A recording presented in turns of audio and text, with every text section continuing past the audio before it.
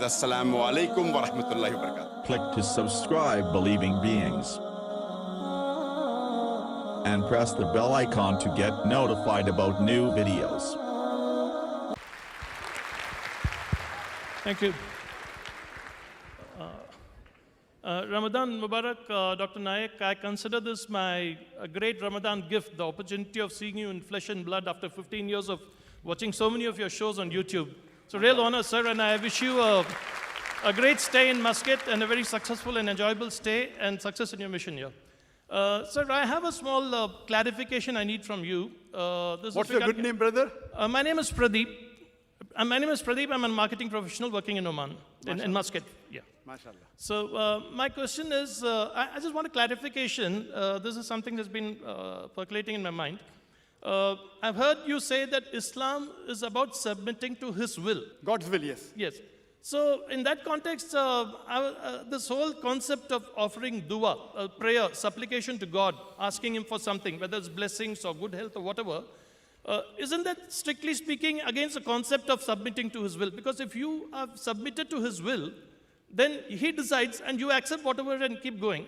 But once you're asking Him, that is not just in Islam, in any faith, even as a Hindu, when I feel that when I'm asking God for something, it is in a way, I'm not really completely submitted myself to it. I just want your clarification on this matter. Brother Pradeep has asked a very good question.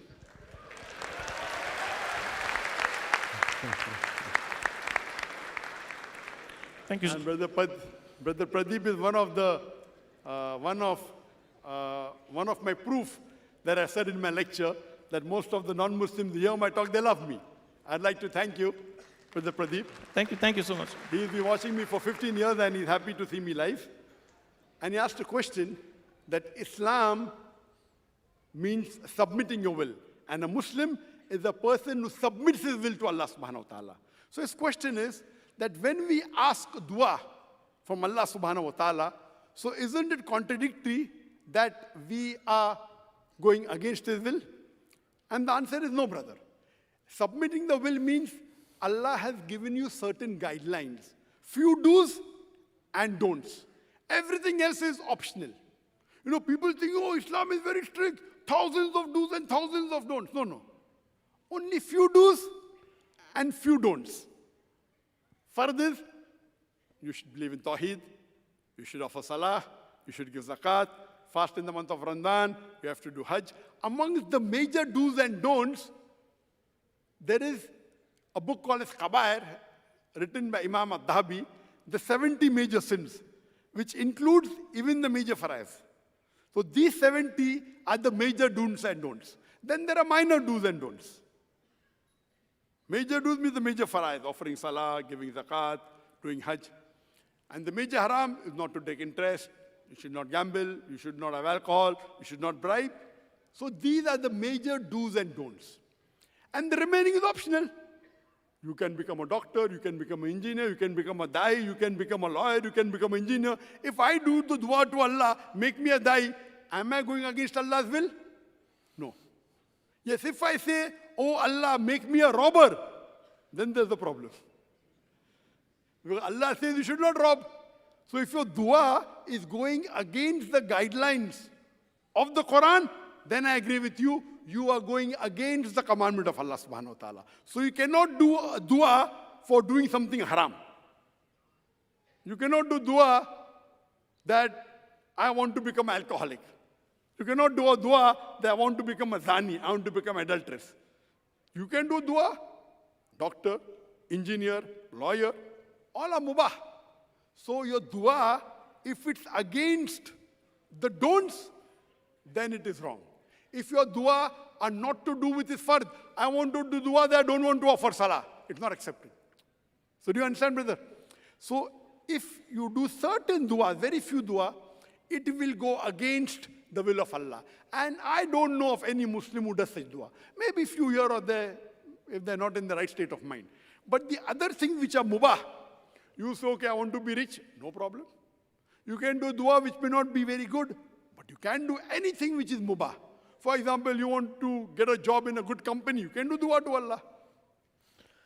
So, your dua is not going against the concept of submitting your will. It only goes if you do something which is against the commandment of Allah. Hope that answers the question, brother. Yes, brother, you can ask the next question. Hey, thank you so much, sir. Thank you so much, sir. That was very enlightening. Thank you. Anything else, brother? You have No, any other question? No, sir. There are a lot of questions, but not now. No, for the non-Muslim, we have exception. The brother said one at a time, but for non-Muslim, they can ask a second question. You can be comfortable here. You can attack Islam, you can attack Zakir, you can attack the Quran. What do you feel is wrong with Islam? Can I ask you, this is about the Prophet, peace be upon him? Any questions you can ask, no problem. Okay. I don't know, again, there is a particular quotation or a saying, something which is attributed to Prophet Muhammad, which I find it a little uncharacteristic, sir. I mean, you're a doctor, you know more than anybody else that leprosy as a disease is one of the least infectious diseases. Yes. It's one of the least infectious diseases and spreads only through a prolonged contact with the person who's affected. So I read a statement which says that the Prophet said, run away from a leper as you would run away from a lion. Mm-hmm. But I've also read that he has sat and actually dined and eaten food with a patient, a leprosy sufferer. Yes. So, but then when you say Jesus says go heal the sick, and at the same time when you're listening to this statement of the Prophet, is that, I just want to check the veracity. Did he really say that, or was it being falsely attributed? And the fact that he has actually partaken food with a leprosy sufferer, so I just want to know the truth of the matter. What is that really a statement made by him? I don't know which hadith you are referring to. No, this is completely from the net and also from a movie I saw on the Netflix called The Rise of Ottoman Empire, where this quotation is mentioned. And it's there, it's available on the net that he has mentioned something like this. The brother asked a question that there's a hadith of the Prophet that a person runs away from leprosy like a person runs away from a lion. And at the same time, the Prophet did share the food with a leper. So what does the hadith mean?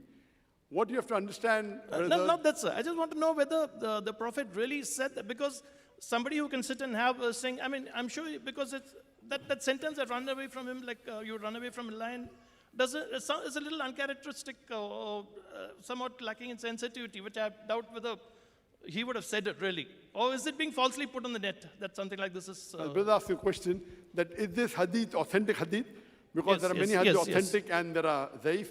But natural, when you get a hadith, you have to, if you give me the reference, I'll be in a better position. That is the reason I asked you the reference. Okay. What we understand, that all the hadith that are there in the Bukhari and the Muslim authentic, from the other kutub al-sitta, whether it be other hadith like Abu Dawud, Tirmidhi, Nasai, majority are sahih but not all. There are other books in which there are more zaif.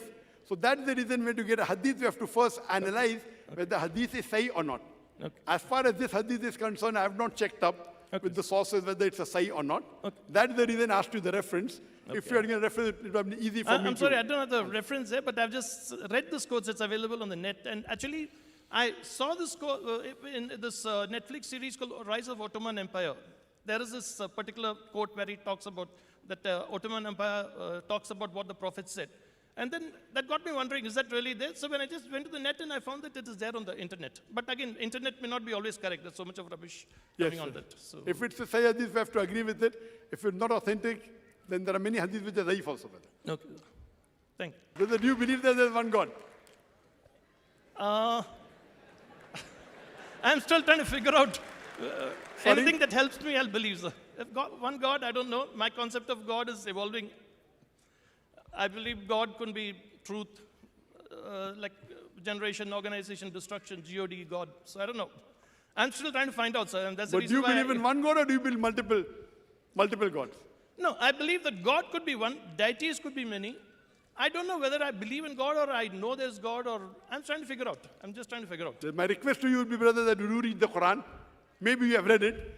If you read the translation of the Quran, then many of your queries will be answered. Sure, sir. If you read the translation, you'll bring a great favor to me. Definitely, sir. Thank you very much, brother. Thank you so much, sir. Yeah.